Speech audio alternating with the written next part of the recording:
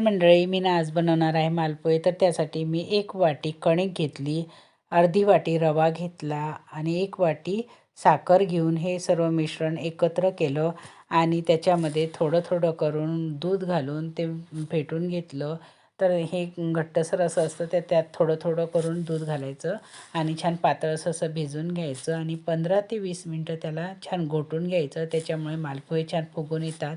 मग ड्रायफ्रूट्स असे बारीक चिरून घेतले, विलायची बारीक कुटून घेतली आणि हे सगळं त्या मिश्रणामध्ये घातलं आणि पुन्हा एकदा फेटून घेतलं. कढईमध्ये छान तेल कडक केलं आणि चमच्याने हे मिश्रण त्याच्यामध्ये घातलं. तर इतके छान ते मालपोहे फुगून आले. तर त्या मालपोहेच्या आजूबाजूला मी थोडं थोडं तेल घातलं. गरम तेलामुळे ते छान फुगून येतात आणि इतके छान असे हे मालपोहे तयार झाले ना, खूपच सुंदर असे टेस्टी लागतात. तर तुम्हीसुद्धा करून बघा आणि लाईक शेअर करायला विसरू नका. नमस्कार.